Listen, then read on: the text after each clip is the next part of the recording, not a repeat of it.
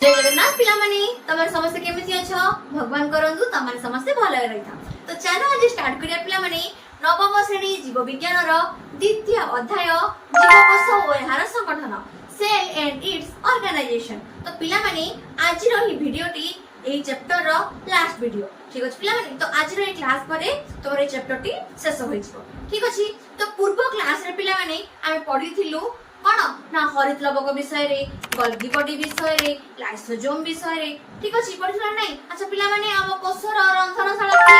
हम कोषर रंधनशाला हेउची क्लोरोप्लास्ट बा जहा को हमें हरित लवक कहिताउ। अच्छा पिला माने हमर मूल एवं कांड रे के रहि थाए उद्भिदर मूल और कांड रे के रहि थाए उद्भिदर मूल और कांड रे हमर ल्यूकोप्लास्ट रंगहीन लवक हमर रहि थाए ठीक अछि पिला माने। अच्छा फूल फळ पई हमर के थाए क्लोरोप्लास्ट। अच्छा पिला माने कोष भित्ति तयारी करिबारे किए सहाय्य करे कोष भित्ति तयारी करिबारे हमर सहाय्य करे गल्गी बॉडी। अच्छा पिला माने या विषय डिटेल्स जानिया पई चाहूचो पूर्व क्लास को जाई तमे क्लिक करके देखि पाइबो यहा हमर डिस्क्रिप्शन बॉक्स रे रहि अछि सब्सक्राइब मध्य कर देबो ठीक अछि पिला माने। तो आज चलो हम पढिया पिला माने न्यूक्लियस विषय रे हम कोषर जे मुख्य ठीक अछि हम शरीर रो मुख्य किए पिला माने मस्तिष्क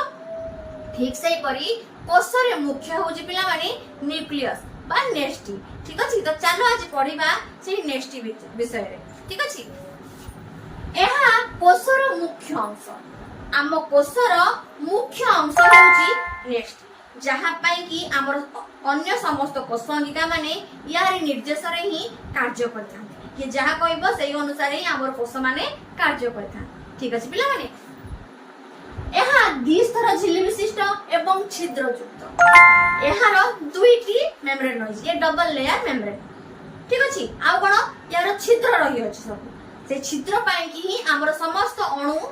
बा गैस जते सब हमर आवश्यक पदार्थ सब न्यूक्लियस भीतर को जीवा दरकार से छिद्र पाई कि ही हमर सब जाई पाए से त से कहला कोन ना एही छिद्र देई कोष जीवक व नेस्टी मध्य रे आवश्यक पदार्थ गुडी को आदान प्रदान होइता। अच्छा पिला माने तमाने समस्त जानिचो कोष जीवक रे हमर अन्य समस्त कोष अंगिका माने रहिसंती जेमिति कि mitochondria ribosome endoplasmic reticulum Golgi body lysosome सब रहिसंती। तो एई समस्त अंगिका माने हमर कोष जीवक रहले तो ए जो कोष जीवक रे ही अंगिका मानक द्वारा ही अन्य सब अंगिका मानकर जो हमर रहिछि कि निधानी ट्रांसपोर्ट वेसिकल्स मानक द्वारा हमर नेस्टी मध्य को बा अन्य समस्त कोष अंगिका मानकू हमर आदान प्रदान होइथान सब आवश्यक पदार्थ माने। तो सेते से कहला जे नेस्टी एवं कोष जीवक मध्य रे जो आवश्यक पदार्थर आदान प्रदान ए छिद्र पाई कि ही हमर हेइथा एटा न्यूक्लियस कथा ठीक अछि। नेस्टी रो आकार व संगठन अनुसारी कोष को दुई प्रकार रे विभक्त करा जायछि। हमर नेस्टी रो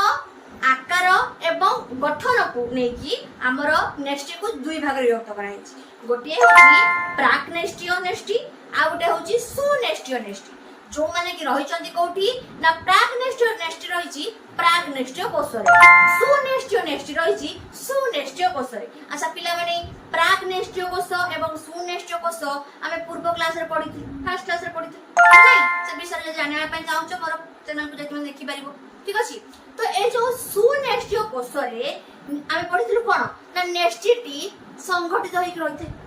ऑर्गेनाइज्ड रहिथे जहा को कि हमें सुनेस्टियो नेस्टी कहिता जो थरे कि क्रोमोसोम नेस्टी झिल्ली डीएनए सब रहिथा। किंतु प्राक नेस्टियो कोष रे बा प्रोकार्योटिक सेल रे हमर प्राक नेस्टियो नेस्टी रहिथा जो थरे कि नेस्टी अनऑर्गेनाइज्ड बा असंगठित भाव रे रहिथा नेस्टी न थाई से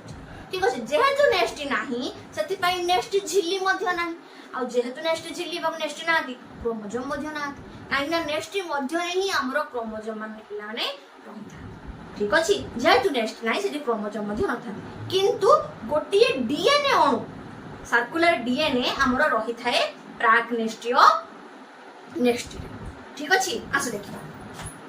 नेस्टी रो आकार और संगठन अनुसार कोष को दुई भाग विभक्त कराइछि गोटे होची प्राक नेस्टियो कोष आ गोटे होची सुनेस्टियो कोष। तो ए प्राक नेस्टियो कोष रे हमर प्राक नेस्टियो नेस्टी देखा जाय माने असंगठित नेस्टी देखा जाय देखो से कहला जोथिरे नेस्टिटी असंगठित ठीक अछि जोथिरे हमर नेस्टिटी केमिति थाय पिला माने असंगठित अनऑर्गेनाइज्ड रहते माने न थाय कहया ठीक अछि क्रोमोसोम बा गुणसूत्र नेस्टी झिल्ली न थाय नेस्टी रो झिल्ली नेस्टी जेतु नाही नेस्टी झिल्ली मध्ये नाही आ नेस्टी जेतु नाही क्रोमोसोम मध्ये नाही बा गुणसूत्र मध्ये नाही गोटिए वृत्ताकार डीएनए अणु रही थाय केवल गोटिए वृत्ताकार डीएनए रही अछि कोठी हमर प्राकनेस्टीय कोषरे बा प्राकनेस्टीय नेस्टी भितरे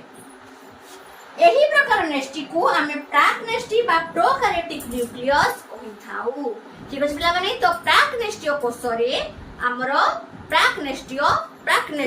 रही थाय जे कि असंगठित होई थाय जोतरे क्रोमोसोम बा गुणसूत्र नथांती एवं न्यूक्लियोलस बा नेस्टी झिल्ली मध्य न थाय गोटिए मात्र डीएनए अणु गोलाकार भाबरे ठीक अछि पिला माने एबे चलो जानिबा पिला माने सुनेस्टियो नेस्टी विषय ठीक अछि हमर ए सुनेस्टियो नेस्टी ना पिला माने सुनेस्टियो हमर कोषरे देखा जाय यूकैरियोटिक सेल रे यूकैरियोटिक न्यूक्लियस देखा जाय ठीक अछि पिला माने तो यूकैरियोटिक सेल कथा हम पढितलु पूर्व क्लास रे नहीं पूर्व क्लास वीडियो जत मन पिला माने देखि न ताले जाय कि चेक करी कि डिस्क्रिप्शन बॉक्स रे चेक करी के देख परबो अच्छा एबो सब्सक्राइब मते कर दो अच्छा पिला माने हमर सुनेस्टियो कोषरे ही सुनेस्टियो नेस्टी देखा जाय कोन ना सुनेस्टियो कोषरे हमर कोन दे पिला माने नेस्टिटी सुसंगठित भाबरे रही थाय ऑर्गेनाइज्डली सी हमर रही थाय आ कोन ना तारो नेस्टी झिल्ली रही थाय एवं क्रोमोसोम रही थाय हम पढितलु सुनेस्टियो कोषरे तो हमर नेस्टी हमर सुनेस्टियो नेस्टी केमिति हेतिबो ऑर्गेनाइज्डली रहितिबो सुसंगठित हेकि रहितिबो तारो नेस्टी झिल्ली रहितिबो एवं गुणसूत्र बा क्रोमोसोम रहितिबो सेही प्रकार नेस्टी को हमें सुनेस्टियो नेस्टी बा यूकैरियोटिक न्यूक्लियस कहिथाउ आसे देखिबा एहार नेस्टिटी सुसंगठित होइथाय ठीक अछि पिला माने हम कहि देली हमर यूकैरियोटिक सेल रे बा सुनेस्टियो कोषरे नेस्टिटी केमिति हेतिबो सुसंगठित हेकि रहिथि ठीक अछि ऑर्गेनाइज्डली मेंटेन हेतिबो गुणसूत्र व न्यूक्लियोलस रही थाए नेस्टी झिल्ली एवं गुणसूत्र क्रोमोसोम एवं न्यूक्लियोलस हमर रही थाए जेहेतु न्यूक्लियस अछि त न्यूक्लियस झिल्ली मध्ये रहइबो न्यूक्लियोलस रहइबो एही प्रकार नेस्टी को हमें सुनेस्टियो नेस्टी कहिथा ठीक अछि तो एही प्रकार नेस्टी को हमें कोन कहबा पिला माने सुनेस्टियो नेस्टी बा यूकैरियोटिक न्यूक्लियस ठीक अछि अच्छा एही यूकैरियोटिक न्यूक्लियस रे ना पिला माने हमर गुणसूत्र रहिथा हम पढिले क्रोमोसोम रहिथा किंतु पिला माने प्राथमिक अवस्था रे ठीक अछि प्रथम जते बेले हमर अवस्था रहिछि नेस्टी रो बा क्रोमोसोम रो नेस्टी भीतर क्रोमोसोम रो कोन हेतै क्रोमोसोम केमति थिबो ना सुता भलिया गुडे तुडे हे कि रहिथि ठीक अछि पिला माने देखो ए चित्र मन बुझै छु तुमको एटा गोटे होछि हमर सेल ठीक अछि सेल भीतर न्यूक्लियस अछि न्यूक्लियस नाम रे नछबा न्यूक्लियोलस अछि अच्छा तो इया भीतर जो जाल भलिया तुमको देखा जाउनी पिला माने याकु हमें कहि थाउ कोन कहिलो गुणसूत्र रो जालिका बा क्रोमाटिड जालिका गुणसूत्र प्राथमिक अवस्था रे जाल भलिया बिछै हे कि रही थाय तम घर को तमर जते अतिथि आसंती पिला माने घर को तमे घर को तम जेमति थाए ताकू सजा तुम लागि जा नै जेमति कि घरे तुम प्रशंसा रे जहा घरटा बहुत बड़ा सजै के रखछन तुम ठीक अछि बही पत्र तुम सब सजै तुम रखि था है नै पिला माने ठीक सही परे जते बेले हमर कोष विभाजन टाइम आसे ठीक अछि सेते बेले साधारणतः क्रोमोसोम हम पिला माने कोष विभाजन रे सहायता करते गुणसूत्र ठीक अछि तो ए जते कोष विभाजन टाइम आसे सेते बेले हमर क्रोमोसोम जो जाल भलिया बिछै एक रहितला से प्रथमे क्लियरली देखा जिवो सुस्पष्ट भाबरे सजै कि पळे आसीबो ठीक अछि पिला माने अच्छा एम तो किछि नै हम तुम बुझाय पाइए कथा सब करी ठीक अछि पिला माने तो प्रथम अवस्था रे गुणसूत्र हमर क्रोमाटिन जालिका रे रहिथाय माने सुता भलिया बिछै हे कि रहिथाय तापरे सी हमर सुस्पष्ट बा स्थूल बड़ आकार रे देखा जाय से लेखा छै देखो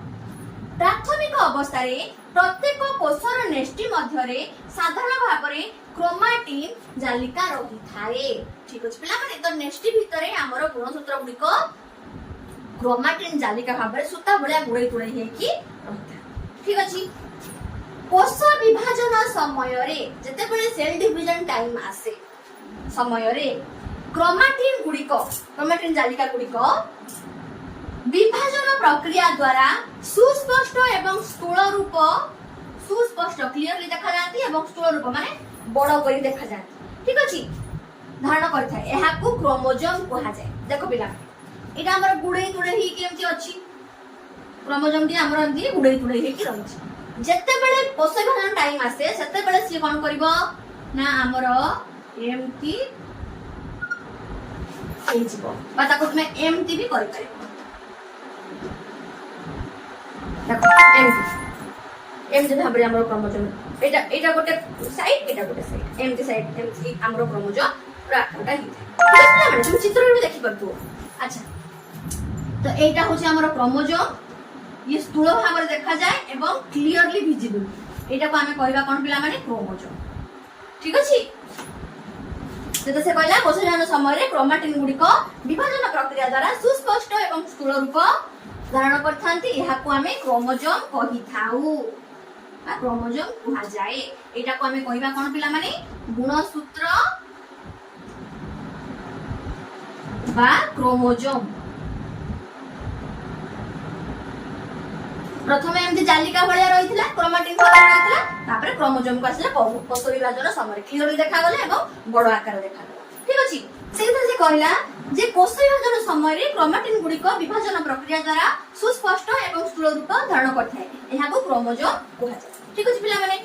अच्छा प्रत्येक क्रोमोजोम साधारण भाबे मात्र गोटिए डीएनए अणु द्वारा गठित होई गोटिए प्रकार जातिर समस्त जीवक पाई एक निर्दिष्ट संख्यक गुणसूत्र बहन करथे। अच्छा पिला माने तो माने जानिछो कि हम मनुष्य मानक शरीर रे केतोटी क्रोमोजोम अछि हम मनुष्य मानक शरीर रे पिला माने 46 टी क्रोमोजोम अछि बा जहा को तमे 23 जोड़ा मध्ये कहि परिबो। ठीक अछि पिला माने हम मनुष्य मानक शरीर तले केतरा अछि क्रोमोजोम 46 टी अछि बा ताको तमे कहि परिबो 23 जोड़ा याको हमें 2n कहि थाउ याको हमें कहि थाउ n एटा होची डिप्लॉयड एटा होची हाप्लॉयड। ठीक अछि तमे एते କଥା मन रखनी खाली मन रखो जे हमर 46 टी क्रोमोजोम रहिछि मनुष्य मानक शरीर रे जहा को तमे 23 जोड़ा कहि परिबो ए होची हमर 2n ये होची हमर n 46 को तमे भांगी दियो केते हबो 23 हमर 23 जोड़ा पिला माने क्रोमोजोम रहि थाए माने 46 टी क्रोमोजोम हमर रहि थाए। ठीक अछि जोथरे कि 22 जोड़ा क्रोमोजोम हमर सेम थाए एवं आ गोटे जोड़ा एको जोड़ा हमर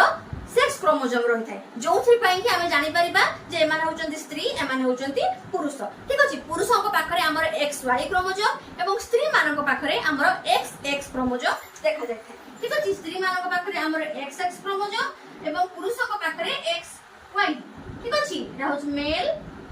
एटा होच फीमेल। ठीक अछि पिला माने याको हमें सेक्स क्रोमोजोम कहि थाउ।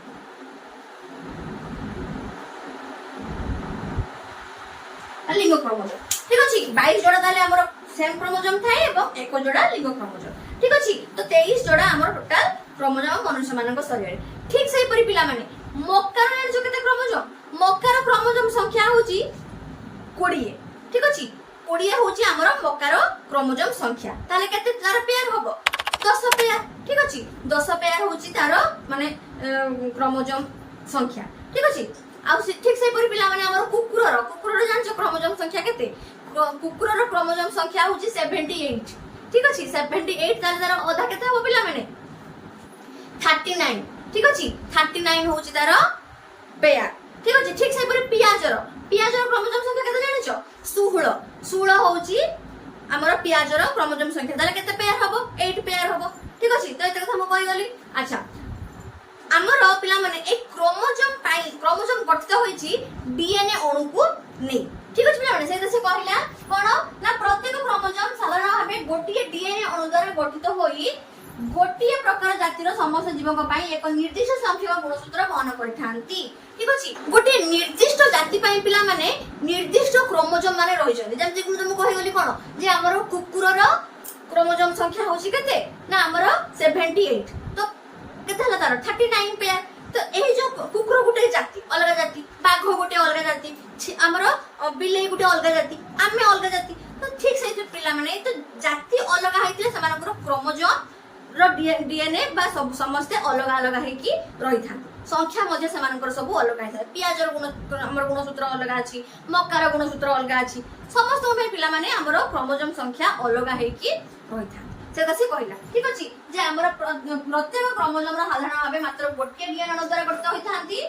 गोटे डीएनए अणु द्वारा ए डीएनए अणु विषय हम आगु को पढिबा ठीक अछि तो गोटे प्रकार जातिर समस्त जीवक पई एक निर्दिष्ट संख्यक गुणसूत्र बहन करथा ठीक अछि पिला माने गोटे जाति पई केतेक माने केतेक संख्यक हमर गुणसूत्र माने बहन करथा ठीक अछि तेणु प्रत्येक जातिर जीवक पई क्रोमोसोम संख्या सबु बेले समान थाए जेमति तुम कहले मनुष्य मानकर क्रोमोसोम संख्या 46 ठीक अछि हरि श्याम सीता गीता समस्त पाखे पिला माने हमरो सेम क्रोमोसोम से 46 तार हे जीवनी 50 टी कि तार हे जीवनी 70 टी जति के हमर मनुष्य मानक पाखे क्रोमोसोम संख्या माने से 46 टी ही होइथिबो ठीक अछि पिला ठीक से परि कुकुर से गोटे जाति कुकुर तो सेमानकर मध्य क्रोमोसोम संख्या से सेम ही हेइथो माने 78 हेइथिबो पियाज हमर गुणसूत्र संख्या मध्य से सेम ही हेइथो तो जति के हमर क्रोमोसोम पिला माने हमर साइंटिस्ट माने काढी जंती तो सेति की हमर रही थाए ठीक अछि पिला माने तेणु प्रत्येक जातिर जीव मानक पाई क्रोमोसोम संख्या सब बेले समान हेकी रही थाए एबे चलो जानिबा पिला माने गुणसूत्र बा क्रोमोसोम विषय अच्छा पिला माने क्रोमोसोम थाए कोठी ना क्रोमोसोम बा गुणसूत्र हमर पिला माने नेस्ट भीतर ही रही थाए ठीक अछि तो नेस्ट भीतर माने हमर सु नेस्ट भीतर रही थाए काहे ना हमर प्राग नेस्ट रे तो हमर क्रोमोसोम न थाए केवल गोटे डीएनए अणु रही थाए चलो जानिबा ए गुणसूत्र केमिति कोन रही थाए प्रागनेष्ट्रीय कोषरे थिबा डीएनए अणु क्रोमोसोम किबा क्रोमोसोम जालिका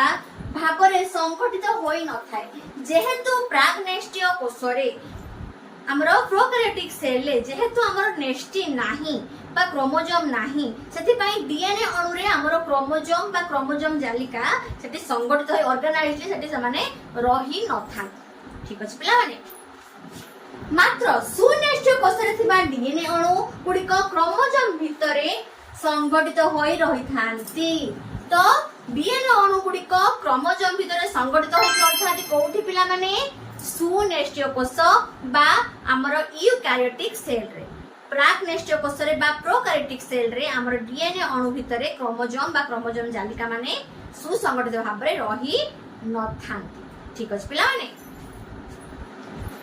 क्रोमोसोम दुईटी एकक सूत्र मध्य थिबा सेंट्रोमियर द्वारा संयोजित होइथाय मु तुमको कोन कहितली पिला माने हमर क्रोमोसोम माने जहा को हमें क्रोमैटिन जालिका कहि थाउ से माने जाल भलिया बिछेई हेई कि हमर न्यूक्लियस भीतर रहि था ना नहीं एटा धर हमर न्यूक्लियस ठीक अछि एटा गोटे सेल भीतर न्यूक्लियस भीतर हमर गुडई हेई कि सब क्रोमोसोम माने रहि छ किंतु जते बेले कोष विभाजन समय आसे से माने क्लियरली विजिबल हुवंती ठीक अछि क्लियरली से माने विजिबल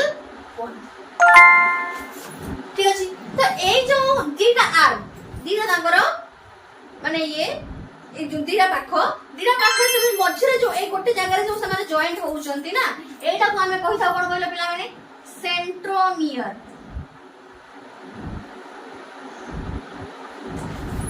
ठीक अछि जोठी हमर दुईटी क्रोमैटिड ए गोटे कोना पिला माने हमें कहि थाउ क्रोमैटिड आ गोटे को क्रोमैटिड तो क्रोमैटिड रो संयोग रे ही हमर क्रोमोसोम हेइ था ठीक अछि तो ए मझी जगह को हमें कहि थाउ कोन पिला माने सेंट्रोमियर ठीक अछि से कहला कोन ना क्रोमोसोम रे दुईटी एकक सूत्र एटा गोटे एकक सूत्र जहा को हमें क्रोमैटिड कहूछु एकक सूत्र मध्य रे थिबा सेंट्रोमियर द्वारा समाने संयोजित होइथा माने जोड़ी के रहिथा दुईटी एकक सूत्र गोटिए सेंटर द्वारा जो जोड़ी के रहउछथि से जगह को हमें कोन कहिथाउ पिला माने ए जगहटा को हम कहिथाउ कोन सेंट्रोमियर ठीक अछि प्रत्येक एकक सूत्र क्रोमैटिड साधारण भाबे डीएनए अणु व हिस्टोन प्रोटीन द्वारा गठित होइथांती ठीक अछि पिला माने हम क्रोमोसोम रो गोटिए एकक सूत्र ठीक अछि गोटिए एकक सूत्र गठित माने एटा गोटे साइड एटा धर हमर गोटे क्रोमोसोम पिला माने ए गोटे क्रोमोसोम रो एटा गोटे क्रोमोसोम रो गोटिए साइड एटा कोन कहिथा कोन पिला माने क्रोमैटिड बा एकक सूत्र ए गोटे एकक सूत्र हमर गठित होई थाय केमिति ना डीएनए अणु एवं हिस्टोन प्रोटीन डीएनए अणु एवं हिस्टोन प्रोटीन द्वारा हमर गोटिए एकक प्रत्येक एकक सूत्र जेतना हमर क्रोमोसोम अछि हमर देह रे पिला माने केतना क्रोमोसोम अछि 46 क्रोमोसोम अछि तो 46 क्रोमोसोम माने गोटिए लेखा क्रोमाटिड गठित होइचंती डीएनए अणु एवं हिस्टोन प्रोटीन को नै ठीक है। तो भावना रे केते गुडा हमर थिबे। अच्छा तो डीएनए अणु मुख्यतः तीनोटी विभिन्न अणु सहित संयोजित होइଥାଏ। आमे जानलो कोन जे क्रोमोसोम रो गोटिए एकक सूत्र तार दुईटा एकक सूत्र गोटिए एकक सूत्र गठित होइଥାଏ डीएनए अणु एवं हिस्टोन प्रोटीन द्वारा। किंतु डीएनए अणु पुनी गठित होइछि तीनोटी हमर विभिन्न तीनोटी मुख्यतः हमर अणु द्वारा संयोजित होइकि रहिଥାଏ गठित होइकि रहिଥାଏ। कोन कोन हेगो गोटे होउछि पंच अंगारकीय शर्करा आ गोटे होउछि जबक्षारीय क्षारक आ गोटे होउछि phosphate pentose sugar nitrogenous base एवं फॉस्फेट एई तीनोटी हमर अणु मानक द्वारा हमर डीएनए अणु गठित होइछि। ठीक अछि तो चलो जानिबा ए मानक विषय डिटेल्स रे। तो पिला माने आमे इतना कोन पढि गलु ना हमर जो क्रोमोसोम रो एकक सूत्र दुईटा एकक सूत्र को नै के हमर क्रोमोसोम तयारी तो गोटी एकक सूत्र गठित होइथा केमिति ना डीएनए अणु एवं हमर कोन हिस्टोन प्रोटीन द्वारा तो नहीं आ डीएनए अणु तीन प्रकार हमर अणु द्वारा गठित होइथा कोन कोन से गुडी को ना गोटे होउची पेंटोज सुगर आ गोटे होउची कोन नाइट्रोजनस बेस जबक्षारीय क्षारक आ गोटे होउची फॉस्फेट तीनोटी अणु द्वारा से गठित होइथा कि डीएनए अणु। तो चलो जानिबा सेमानक विषय ठीक अछि। तो प्रथमे कोन ना प्रत्येक डीएनए अणु रे थिबा एही पंच अंगारकीय शर्करा ठीक अछि पंच अंगारकीय शर्करा जाको तुम पेंटोज सुगर कहउछ गोटी अम्लजान अणुर उपस्थिति रे राइबोज शर्करा एवं अम्लजान रो अनुपस्थिति रे डीऑक्सीराइबोज शर्करा यथाक्रमे राइबोन्यूक्लिक एसिड एवं डीऑक्सीराइबोन्यूक्लिक एसिड रे संरचित होई थाए। ठीक अछि कोन कहला सी ना हमर पिला माने जत्ते बेले हमर पंच अंगारकीय शर्करा पेंटोज सुगर गोटी अम्लजान अणुर उपस्थिति रे अम्लजान जत्ते बेले प्रेजेंट थाए पंच अंगारकीय शर्करा रे सेते बेले आमे राइबोज शर्करा एवं अम्लजान अनुपस्थित अम्लजान एब्सेंट थाए सेते बेले आमे डीऑक्सीराइबोज शर्करा जोथरे हमर अम्लजान नाही ताहाको आमे कोन कहिथाउ जोथरे हमर राइबोज शर्करा थाए ऑक्सीजन जोठी प्रेजेंट थाए ताको आमे कहिथाउ राइबोन्यूक्लिक एसिड आ जोथरे पंच अंगारकीय शर्करा हमर अम्लजान न थाए ताको आमे कहिथाउ डीऑक्सीराइबोन्यूक्लिक एसिड। ठीक अछि पिला माने कोन बुझी पारलो नै आ थोड़ा कहूची रुओ राइबोन्यूक्लिक एसिड एवं डीऑक्सीराइबोन्यूक्लिक एसिड नाइट्रोजनस हमर जो डीएनए अणु गठित होइछि तीनोटी अणु द्वारा गोटी हैला पेंटोज सुगर द्वितीयटी हैला नाइट्रोजनस बेस तृतीयटी हैला फॉस्फेट। तो प्रथम आमे पढुछु कहा विषय रे पेंटोज सुगर विषय पंच अंगारकीय शर्करा। तो पंच अंगारकीय शर्करा रे जत्ते बेले अम्लजान थाए ठीक अछि पिला माने से कहला जे जत्ते बेले हमरो अम्लजान अणु उपस्थिति रे राइबोज शर्करा थाए ताको आमे कहिथाउ कोन राइबोन्यूक्लिक एसिड जत्ते बेले अम्लजान अनुपस्थित थाए बा एब्सेंट थाए ताको आमे कहिथाउ डीऑक्सीराइबोन्यूक्लिक एसिड। ठीक अछि पिला माने तेला से कहला नाइट्रोजनस बेस जबक्षार एथि गला हमरो पेंटोज सुगर कथा ताला जानि गलो जत्ते बेले अम्लजान उपस्थित रहिला ताको आमे कोन कहिलु राइबोन्यूक्लिक एसिड जत्ते बेले अम्लजान न रहिला ताको डीऑक्सीराइबोन्यूक्लिक एसिड गला एटा गला पंच अंगारकीय शर्करा विषय। एबे आसला का बाबू जबक्षारीय क्षारक बा नाइट्रोजनस बेस का नाइट्रोजनस बेस बा जबक्षारीय क्षारक प्राय 4 प्रकार क्षारक को नै गठित होइଥାଏ जबक्षारीय क्षारक 4 प्रकार क्षारक को नै गठित होइଥାଏ कोन कोन को पिला माने ना हमरो adenine guanine cytosine thiamine adenine guanine thiamine एवं साइटोसिन। ठीक अछि पिला माने एई चारोटी क्षारक को नै एई चारोटी बेस को नै कि हमरो नाइट्रोजनस बेस बा जबक्षारीय क्षारक। ठीक अछि पिला माने तो एटा तो गला डीएनए रे माने एडो होइथांदी किंतु जत पिला माने आरएनए कथा आसीबा एइटा हमरो चेंज हे जिवो साइटोसिन ता हमरो चेंज हे कि यूरासिल आसी आरएनए। ठीक अछि पिला माने से कहछि जे प्रत्येकटी डीएनए अणु 4 प्रकार क्षारक को नै गठित होइथिला बेले आरएनए रे थायामिन बदल रे यूरासिल नामक क्षारक संघटित होई थाए। ठीक है पिला माने थायामिन बदल रे हमर रहिबो किए यूरासिल। ठीक अच्छे पिला माने तो एते पर्यंत आमे कोन पढि गलु जे हमर डीएनए अणु तीनोटी मुख्यतः अणु द्वारा गठित होइता गोटे हला पंचअंगारक शर्करा द्वितीयटी हला जबक्षारीय क्षारक तृतीयटी हला फॉस्फेट तो पंचअंगारक शर्करा रे जते बेले अम्लजान थाए राइबोज सुगर रे जते हमर अम्लजान उपस्थित रे होई थाए ताको हमें कहिथाउ राइबोन्यूक्लिक एसिड आउ जते राइबोज सुगर रे हमर अम्लजान अनुपस्थित होई रही थाए ताको हमें कहिथाउ डीऑक्सीराइबोन्यूक्लिक एसिड ये वाला पंचअंगारक माने हमर पेंटोज सुगर हमरे कोन ना हमर जो नाइट्रोजनस बेस नै कि पिला माने नाइट्रोजनस बेस बा जबक्षारीय क्षारक चारोटी अणु द्वारा गठित होता सेबडी कोन कोन पिला माने ना हमर हेउची एडेनाइन गुआनाइन थायामिन एवं साइटोसिन ठीक अछि एडो गला डीएनए रे किंतु आरएनए कथा जते बेले आसुची डीएनए अणु गठित होइतला चारोटी नाइट्रोजनस बेस द्वारा एडो हम कहि देली कोन ना एडेनाइन गुआनाइन साइटो हमर थायामिन साइटोसिन किंतु आरएनए अणु हमर चारोटी जो गठित होईची हमर नाइट्रोजनस बेस रे सेथे गोटे खाली चेंज हेजबो कोन पिला माने एडेनाइन रहिबो गुआनाइन रहिबो किंतु थायामिन जागा रे यूरासिल आसी जिवो आ कोन साइटोसिन जेमि थिला सेथि खाली गोटे खाली चेंज हेजबो हमर थायामिन जागा रे यूरासिल ठीक अछि पिला माने तो एति कथा हम एबे पढी जेउ एकक सूत्र पंचअंगारक शर्करा एवं नाइट्रोजनस बेस को नै गठित होई थाए ताहा को न्यूक्लियोसाइड कहा जाय ठीक अछि पिला माने कोन कहला सिए ना जेउ एकक सूत्र माने क्रोमोसोम रो एकक सूत्र पंचअंगारक शर्करा पेंटोज सुगर एवं नाइट्रोजनस बेस को नै गठित हेले ताको हमें कहिबा कोन पिला माने न्यूक्लियोसाइड ठीक अछि पिला माने जेउ एक क्रोमोसोम रो एकक सूत्र जदि गठित होई छै पेंटोज सुगर एवं नाइट्रोजनस बेस को नै कि ताको हमें कहिबा कोन पिला माने ना हमर न्यूक्लियोसाइड जदि ए न्यूक्लियोसाइड रे गोटिए फॉस्फेट अणु आसी कि मिसि जाय ना पिला माने ताको हमें कहिबा न्यूक्लियोटाइड ठीक अछि न्यूक्लियोसाइड सह फॉस्फेट अणु संयोजित हेले ताहाको हमें न्यूक्लियोटाइड कहि थाउ बा कहा जाय ठीक अछि पिला माने तो क्रोमोसोम रो एकक सूत्र गठित होई थाय कोथर पिला माने ना हमर पेंटोज सुगर एवं जबक्षारीय क्षारक ने जहा को हमें कहि थाउ न्यूक्लियोसाइड जदि से न्यूक्लियोसाइड रे हमर फॉस्फेट अणु मिसि जाउची ताको हमें कहि थाउ न्यूक्लियोटाइड ठीक अछि पिला माने जीवर प्रत्येक कोष रे एक निर्दिष्ट संख्यक क्रोमोसोम थाए सेही संख्या को द्विगुणित व अगुणित धरा जाय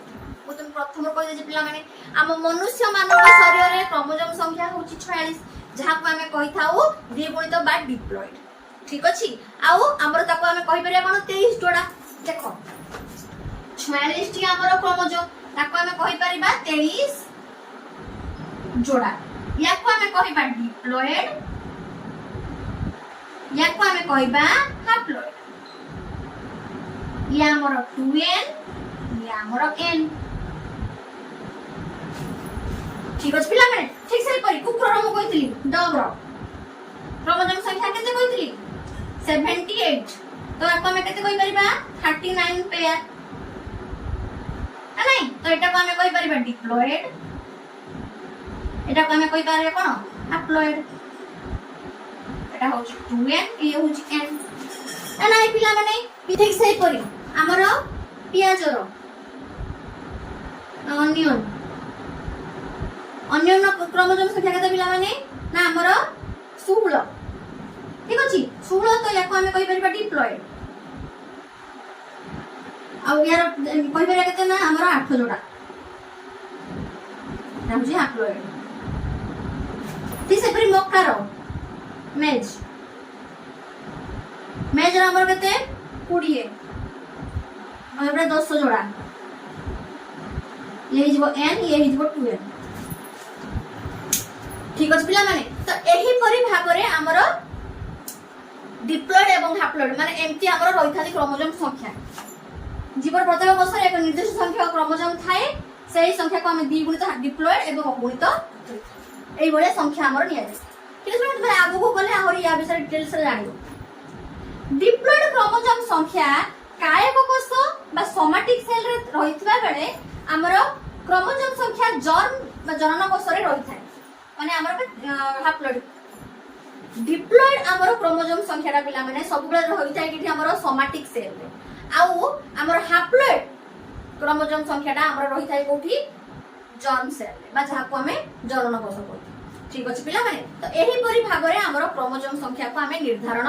करिथा ठीक अछि डिप्लॉयड को हमें देखिथाउ सोमैटिक सेल रे बा जहा कायक कोष माने कहूछ एवं हैप्लॉयड क्रोमोसोम संख्या को हमें देखिथाउ जनन कोष बा जर्म सेल रे ठीक अछि डिप्लॉयड को हमें 2n कहिथाउ आउ हैप्लॉयड को हमें कहिथाउ n आउ गोटे व्यक्ति रो निर्दिष्ट संख्यक हमर क्रोमोसोम संख्या रहिथा निर्दिष्ट जाति रो एवं निर्दिष्ट व्यक्ति को हमर निर्दिष्ट क्रोमोसोम संख्या हमर रहिथा ठीक अछि पिला माने साधारणतः पिला माने क्रोमोसोम रो आकार को जानिया पई हेले ना हमकु दीटा विभाजन विषय जानिया को हबो सेतरा विभाजन कोन गोटे होची सम विभाजन आ गोटे होची अर्ध विभाजन ठीक अछि माइटोसिस एवं मेयोसिस ठीक अछि तो माइटोसिस रे हमर चारटी अवस्था पिला माने थाए मेयोसिस रे 8टी अवस्था थाए या बिस डिटेल्स रे तुम पिला माने 10 क्लास रे पढिबो ठीक अछि तो जेहे विभाजन କଥା देछि से मैं कहि दोछि तो ए दुईटी विभाजन समय रे ना पिला माने हम ए क्रोमोसोम रो आकार विषय जानि परिबा साधारणतः पिला माने हम कोष विभाजन रो मध्य अवस्था समय रे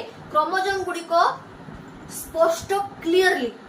देखा जाती बड़ आकार रे देखांती एवं क्लियरली विजिबल होती से माने हमर क्रोम ये रो नेस्ट रो पूरा बंची को से माने पळे आसंती ए मध्य अवस्था समय साधारणतः हमर पिला माने माइटोसिस रे बा सम विभाजन रे हमर चारटी स्टेज थाए गोटे होची कोन ना आद्यावस्था मध्यावस्था आ गोटे होची उत्तरावस्था आ गोटे होची हमर अंतिम अवस्था prophase anaphase meta prophase metaphase anaphase telophase ठीक अछि पिला माने तो ए मेटाफेज स्टेज रे हमर कोन होय ना क्रोमोसोम गुडी को मध्य स्थान को पळे आसंती हमर नेस्ट रे मध्य स्थान को पळे आसंती एवं क्लियरली विजिबल होते सुस्पष्ट देखा जाती किंतु आद्यावस्था रे कोन हेथाय कि प्रथम अवस्था रे से माने क्रोमाटिन जालिका भले रहिथांती माने क्रोमोसोम रे जाल भले से माने जाल भले बिछे हेकी रहिथांती विजिबल एते हुवंती ठीक अछि किंतु हमर एई मध्य अवस्था समय रे मेटाफेज समय रे से माने क्लियरली विजिबल होती आ उत्तर अवस्था से माने वी शेप नि होती एटा तुम डिटेल्स रे जानि बटन क्लास रे ठीक अछि खाली तुम एती खाली मन रखो जे सम विभाजन एवं अर्ध विभाजन समय रे ही हमें क्रोमोसोम रो आकार विषय जानि परिबा एवं कोष विभाजन जो मध्य अवस्था अछि मेटाफेज अछि सेही स्टेज समय रे ही क्रोमोसोम हमरो क्लियरली विजिबल ठीक अछि पिला माने समय विभाजन और अर्ध विभाजन समय रे क्रोमोसोम रो आकार ना पड़े कारण एही समय रे क्रोमोसोम गुडी को कंतुलन होई क्लियर देखा जाय कंतुलित होई जाय माने कोन जुड़ाई हे कि से माने मोटा हे जाय स्थूल रूप रो धारण करथा कते से माने पूरा मोटा हे जाय स्थूल रूप हे जाय को समय रे ना कोष विभाजन मेटाफेज अवस्था रे प्रत्येक क्रोमोसोम दुईटी लेखाए क्रोमाटिड रे परिणत होई थाए ठीक अछि दुईटी लेखाए क्रोमाटिड रे परिणत होई थाए एटा गुटे क्रोमाटिड एटा गुटे क्रोमाटिड एटा को हम कहि थाओ क्रोम पूराटा को हम कहि थाओ क्रोमोसोम एटा गुटे क्रोमाटिड एटा गुटे क्रोमाटिड जेतले से मिसी जिवे ताको हम कहिबा कोन क्रोमोसोम ठीक अछि पिला माने दुईटी क्रोमाटिड हमर मिसी गले क्रोमोसोम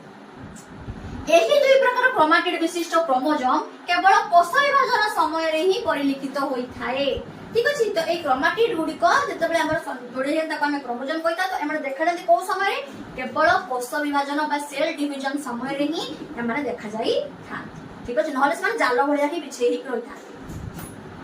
क्रोमोसोम केंद्र रे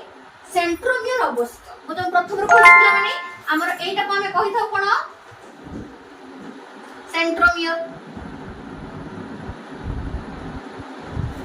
ठीक अछि ए सेंट्रोमियर पाए कि ही गोटे आर्म मिसिक रहि छी कोइ दितु तुम एटा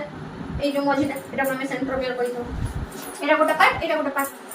अच्छा क्रोमोसोम रो केंद्र रे सेंट्रोमियर अवस्थित क्रोमोसोम रो अग्रभाग को टेलोमियर कहा जाय ए जो अग्रभाग को ना पिला माने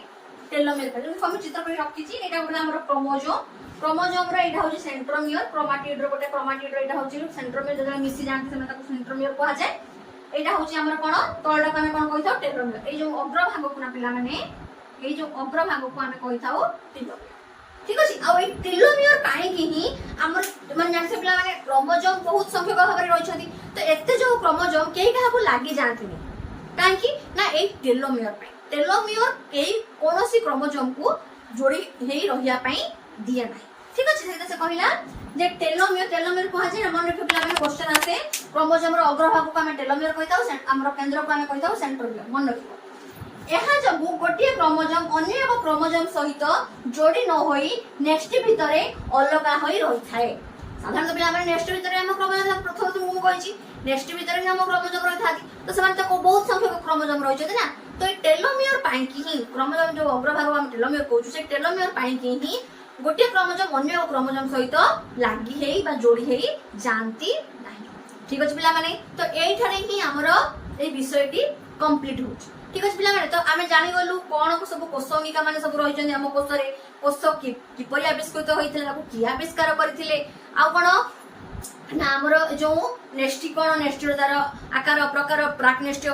नेस्टी कहा को जाय नेस्टी कहा को जाय कि हमर आउ जो रहिला कोन गुणसूत्र विषय क्रोमोसोम कहा को नै गठित होई छि क्रोमोसोम कहा को नै गठित होई छि पिला माने हमर डीएनए अणु एवं हिस्टोन प्रोटीन नै गोटे एकक क्रोमाटिड गठित होई छि हमर डीएनए अणु एवं हिस्टोन प्रोटीन को नै पुनी डीएनए अणु गठित होई छि चारोटी हमर तीनोटी अणु को नै पेंटोज सुगर नाइट्रोजनस बेस एवं फास्फेट ठीक अछि जते बेले हमर अम्लजान मिसियो ताको हमें कहि थाउ राइबोन्यूक्लिक एसिड एवं अम्लजान नाही ताको हमें कहबा डीऑक्सीराइबोन्यूक्लिक एसिड ठीक अछि जे विषय हम डिटेल से पढि गलु ठीक अछि पिला माने त माने जदी जा विषय माने भलो भाबरे पढिबा को चाहौ छ क्लास टी को भलो भाबरे देखो जदी न बुझी पाछो पुणी आउथरे रिप्लाई करके देखो तापर जदी न बुझी पाछो मते कमेंट सेक्शन ने पचारि परिबो पिला माने मु रिप्लाई निश्चित देबी ठीक अछि पिला माने जदी तुमको क्लास टी पिला माने आज भलो लागि छि मोर चैनल को सब्सक्राइब कर देबो लाइक कर देबो सांग साथी मानन को शेयर कर देबो रहिली धन्यवाद।